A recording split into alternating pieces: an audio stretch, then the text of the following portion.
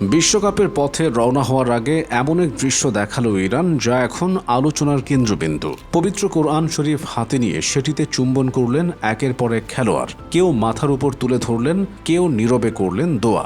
অনেকে এটিকে শুধুমাত্র ধর্মীয় আচার হিসেবে দেখলেও ইরানের মানুষের কাছে এর অর্থ আরও গভীর। কারণ ইরানে দীর্ঘদিন ধরে বড় কোনো সফর, গুরুত্বপূর্ণ প্রতিযোগিতা কিংবা ঝুঁকিপূর্ণ যাত্রার আগে আল্লাহর কাছে নিরাপত্তা ও সফলতা কামনা করার একটি সাংস্কৃতিক ও আধ্যাত্মিক প্রথা রয়েছে। খেলোয়াড়রা বিশ্বাস করেন, কঠিন পথ চলার আগে সৃষ্টিকর্তার আশীর্বাদ প্রার্থনা তাদের মানসিক শক্তি আরও বাড়িয়ে দেয়। এই বিশ্বকাপে অংশগ্রহণের পথে ইরানকে শুধু মাঠের প্রতিপক্ষের সঙ্গে লড়তে হয়নি, মাঠের বাইরেও তাদের সামনে ছিল একের পর এক চ্যালেঞ্জ।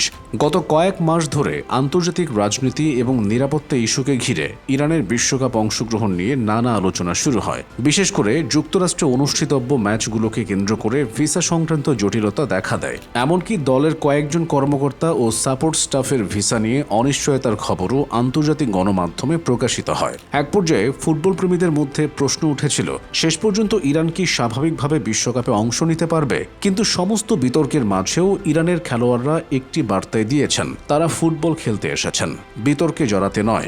বিশ্বকাপের যাত্রা শুরুর আগে যখন পুরো দল বিমানবন্দরে উপস্থিত হয়, তখন সেখানে জড়ো হয়েছিলেন বহু সমর্থক। হাতে জাতীয় পতাকা, মুখে শুভকামনার স্লোগান। কেউ ছবি তুলছেন, কেউ ভিডিও করছেন, আবার কেউ দূর থেকে হাত নেড়ে প্রিয় খেলোয়াড়দের বিদায় জানাচ্ছেন। ঠিক সেই সময় দেখা যায় দলের সদস্যরা একে একে কোরআন শরীফ চুম্বন করছেন। অনেকের চোখে মুখে ছিল এক ধরনের প্রশান্তি, যেন সামনে যত বাধাই থাকুক তারা প্রস্তুত। আর এখানেই একটি বিষয় বিশেষভাবে উল্লেখযোগ্য। আজকের ফুটবল দুনিয়ায় আমরা প্রায় দেখি ট্রফি, রেকর্ড কিংবা তারকা খ্যাতি নিয়ে আলোচনা, কিন্তু এই ঘটনাটি মানুষকে মনে করিয়ে দিয়েছে একজন ফুটবলারের পরিচয় শুধু মাঠের খেলোয়াড় হিসেবে নয়, তিনি তার বিশ্বাস, সংস্কৃতি ও মূল্যবোধেরও প্রতিনিধি। এই কারণেই ভিডিওটি এত দ্রুত ভাইরাল হয়েছে। শুধু ইরানের মানুষ নয়, বিশ্বের বিভিন্ন দেশের অসংখ্য মানুষ ভিডিওটির নিচে মন্তব্য করে তাদের অনুভূতি প্রকাশ করেছেন। কেউ লিখেছেন, বিশ্বাস মানুষকে শক্তি দেয়, আবার কেউ বলেছেন ফুটবল মাঠের লড়াইয়ের আগে এটি ছিল আত্মিক প্রস্তুতির এক সুন্দর উদাহরণ। তবে এখন প্রশ্ন, বিশ্বকাপে ইরানের সম্ভাবনা কতটা? ইরান এশিয়ার অন্যতম শক্তিশালী দল হিসেবে অনেক আগেই বিশ্বকাপে জায়গা নিশ্চিত করেছিল। দলটির অভিজ্ঞ খেলোয়াড়দের পাশাপাশি রয়েছে বেশ কয়েকজন তরুণ প্রতিভাও। সাম্প্রতিক বছরগুলোতে তারা ধারাবাহিকভাবে ভালো পারফরমেন্স দেখিয়েছে। তবে বিশ্বকাপ মানেই ভিন্ন এক পরীক্ষা। প্রতিটি ম্যাচে থাকবে তীব্র চাপ, কোটি দর্শকের প্রত্যাশা এবং বিশ্বের সেরা দলগুলোর চ্যালেঞ্জ। তাই ইরানের সামনে পথ মোটেও সহজ নয়। কিন্তু ইতিহাস বলে, বড় টুর্নামেন্টে অনেক সময় শুধু কৌশল বা তারকা খেলোয়াড়ই পার্থক্য করে দেয় না।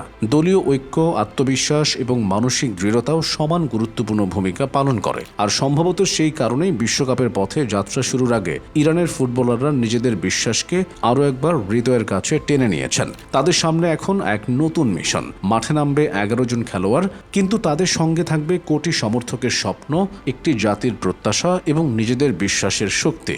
বিশ্বকাপে তারা কতদূর যেতে পারবে সেই উত্তর মিলবে সময়ের সঙ্গে। কিন্তু একটি বিষয় ইতিমধ্যেই নিশ্চিত, আন্তালিয়া বিমানবন্দরের সেই কয়েকটি মুহূর্ত শুধু একটি দলের বিদায় যাত্রা ছিল না, সেটি ছিল বিশ্বাস, আবেগ এবং ফুটবলের এক অনন্য মেলবন্ধনের গল্প।